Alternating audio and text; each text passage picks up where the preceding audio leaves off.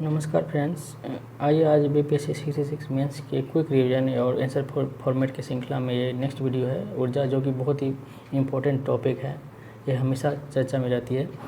तो ये इसमें क्वेश्चन ये है कि ऊर्जा सुरक्षा भारत के समक्ष सबसे बड़ी चुनौतियों में से एक है। ठीक है, भारत की ऊर्जा नीति का उल्लेख करते हुए ये बताएं कि यह किस प्रकार ऊर्जा सुरक्षा की चुनौती को सुलझाने में महत्वपूर्ण भूमिका निभा सकती है। भारत की ऊर्जा नीति यह किस प्रकार भूमिका निभा सकती है। ठीक है भाई, इसमें इंट्रोडक्शन पार्ट हम इस तरह से लिख सकते हैं कि सस्ती कीमत पर ऊर्जा की निर्बाध उपलब्धता, इसे हम ऊर्जा सुरक्षा कहलाती है। ठीक है, सस्ती कीमत पर ऊर्जा की निर्बाध उपलब्धता, लगातार उपलब्धता को ही हम ऊर्जा सुरक्षा कहते हैं। ऊर्जा सुरक्षा जो है राष्ट्रीय सुरक्षा का एक महत्वपूर्ण घटक है। सही है। तो ऊर्जा सुरक्षा के निम्न मुख्य घटक होते हैं, देखते हैं।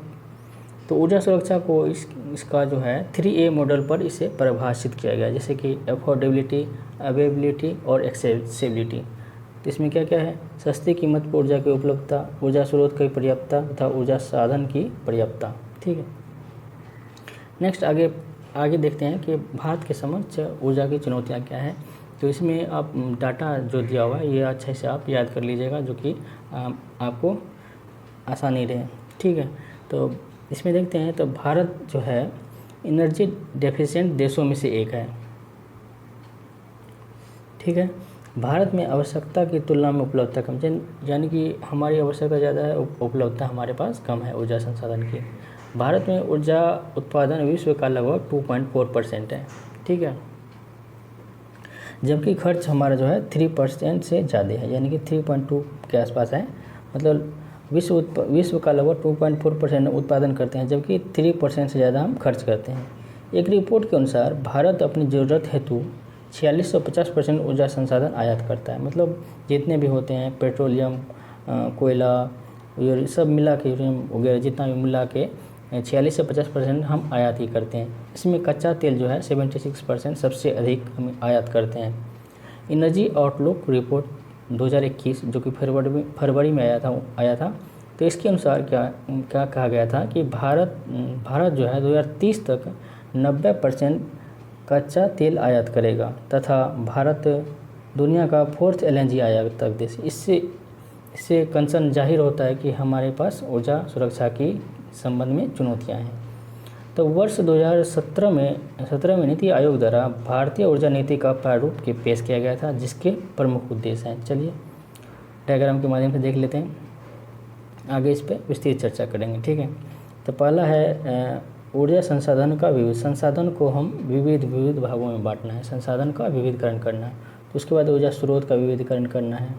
ठीक है, उसके बाद धारणीय विकास को ध्यान में रखकर ऊर्जा उत्पादन कर, जैसे कि भविष्य के लिए बचा के रखना है।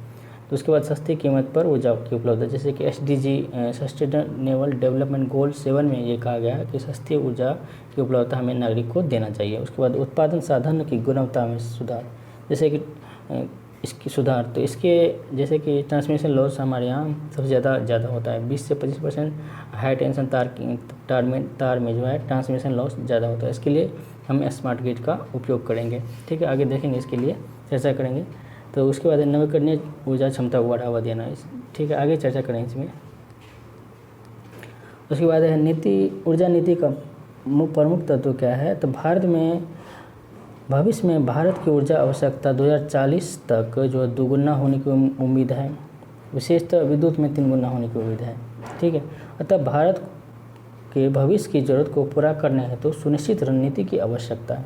ठीक है, सही बात है। तो ऊर्जा नीति में निम्न रणनीति प्रस्तुत की गई है। यह उसी आगे जो हमने चर्चा किया था उसका डिटेल में हम चर्चा करने जा रहे हैं।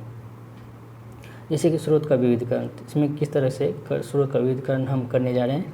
इसके तहत जो है मध्य पूर्व एशिया पर निर्भरता हम कम करेंगे। जैसे कि मध्य पूर्व एशिया पेट्रोलियम के लिए खास विख्यात है, मतलब जाना जाता है। तो उस पर हम ज़्यादा निर्भर करते हैं, तो उस पर निर्भरता हम कम करेंगे। ठीक है, दूसरे देश पे भी पेट्रोलियम लेंगे। साथ ही पेट्रोलियम रिजर्व के लिए विशाखापत्तनम हो गया, चांदीखोल, पादुर, बीकानेर इत्यादि में जगह पर 12.5 मिलियन टन का पेट्रोलियम स्टैटिक रिजर्व स्थापित करने का हमने योजना बनाई है। ठीक है, रिजर्व के लिए रिजर्व की स्थापना नीति बनाई है। साउथ सूडान में साझेदारी के साथ जो है उत्खनन किया जा रहा है, मतलब अनेक देशों में सहयोग के साथ क्या इसके लिए जो है यहाँ पे क्या क्या हुआ है, इसके लिए स्पेशली जो है ONGC विदेश लिमिटेड बनाया गया, जो कि अनेक देशों में जा कर के उससे साँठ गाँठ करके वहाँ का तेल उत्खनन हम करेंगे, ठीक है। उसके बाद नेक्स्ट है साधनों का विविधीकरण। तो इसमें क्या है, भारत में जो है वर्तमान में 75% विद्युत उत्पादन जो है अनवीकरणीय ऊर्जा स्रोत के माध्यम से होता है, ठीक है।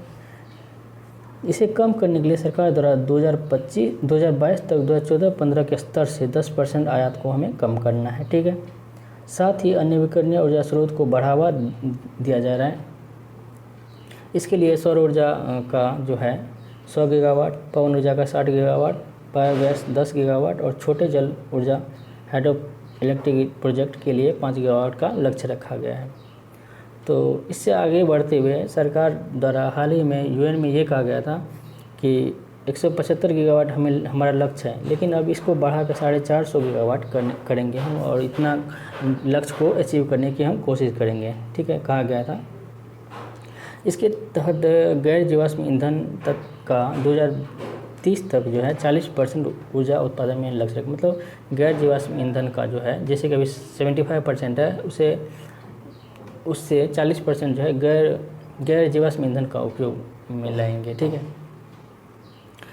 इसके साथ जौलीय ऊर्जा पर मुख्यतः ध्यान दिया जा रहा है। परमाणु ऊर्जा नीति के तहत देश में 22 के अलावा 10 और रिएक्टर के लगाने की योजना बनाई जा रही है। गोवर्धन योजना के तहत बायो CNG पर जोर दिया जा रहा है। तो आइए नेक्स्ट देखते हैं। नेक्स्ट थर्ड पॉइंट है ये यहाँ पे धारणीय ऊर्जा। इसके तहत जो है उत्सर्जन सघनता को 33 से 35% करने का लक्ष्य रखा गया है। भारत विशेषकर जो है नवीकरणीय ऊर्जा को ध्यान में रखते हुए ऊर्जा उत्पादन कर रही है। इसके लिए भारत सरकार द्वारा प्रयास, कुसुम, सोलर पार्क, राष्ट्रीय सौर ऊर्जा मिशन इत्यादि जैसी योजना की शुरुआत की गई है और चल रही है। नेक्स्ट फोर्थ है साधन की गुणवत्ता में सुधार। तो इसके तहत विद्युत वितरण हेतु स्मार्ट ग्रिड का उपयोग करने का लक्ष्य रखा गया है, ठीक है। विद्युत वितरण हेतु स्मार्ट ग्रिड का प्रयोग किया जाएगा, जिससे जो होगा ट्रांसमिशन लॉस कम हो सके। भारत में लगभग 20 से 25% ट्रांसमिशन लॉस होता है, जिसे कम करने का लक्ष्य रखा गया है, ठीक है। इसकी गुणवत्ता में सुधार किया जाएगा। उसके बाद नेक्स्ट है, अगला पॉइंट है ये कि 7.5 लाख वोल्ट के संचरण के लिए लाइन का विकास किया जा रहा है, क्योंकि इससे पहले 7.5 लाख वोल्ट के संचरण लाइन का विकास नहीं किया गया था, तो इसका विकास किया जा रहा है। नेक्स्ट पॉइंट 5 है सस्ती ऊर्जा की उपलब्धता। तो इसके तहत क्या है कि 2022 तक हर घर बिजली पहुंचाने का लक्ष्य रखा गया, और इस मामले में बिहार जो है 25 अक्टूबर 2018 को पूर्ण विद्युतीकरण राज्य घोषित कर दिया गया बिहार को। इसके तहत सस्ती ऊर्जा उपलब्धता के लिए इसके लिए क्या किया जा रहा है कि ब्यूरो ऑफ एनर्जी एफिशिएंसी अनिवार्य कर दिया गया है, ये ब्यूरो ऑफ एनर्जी एफिशिएंसी। इसके तहत क्या होगा कि हर एक उपकरण जो है, जैसे इलेक्ट्रॉनिक उपकरण, इस पे स्टार रेटिंग का व्यवस्था किया गया है। तो आप जब आजकल नए उपकरण लेते होंगे तो उस पर स्टार रेटिंग, जैसे कि AC TV वगैरह पे 3 स्टार 4 स्टार रेटिंग होगा, ब्यूरो ऑफ एनर्जी एफिशिएंसी उस पर लिखा होगा, उसके द्वारा रेटिंग दिया जाता है, जिससे जैसे कि 5 स्टार दिया है तो वो सबसे कम बिजली लेगा, ठीक है। नेक्स्ट है, इसके अलावा DELP और SELP के द्वारा बचत की नीति बनाई जा रही है। जैसे कि DELP क्या होता है, डोमेस्टिक एफिशिएंसी लेड प्रोग्राम, और स्ट्रीट एफिशिएंसी लेड प्रोग्राम। उसके बाद SDG 7 के तहत सभी के लिए सस्ती विश्वसनीय टिकाऊ ऊर्जा तक पहुंच सुनिश्चित करना सरकार का मेन लक्ष्य है। नेक्स्ट अब आगे देखते हैं, बिहार सरकार द्वारा बिजली उपलब्धता बनाए रखने के लिए क्या क्या निम्न प्रयास कर रही है, देखते हैं। IPDS integrated power development scheme, इसके तहत जो है समेकित रूप से विद्युतीकरण का कार्य किया जा रहा है। मतलब विद्युतीकरण के कार्य में जो भी कार्य किया जाएगा इसी के तहत किया जा रहा है।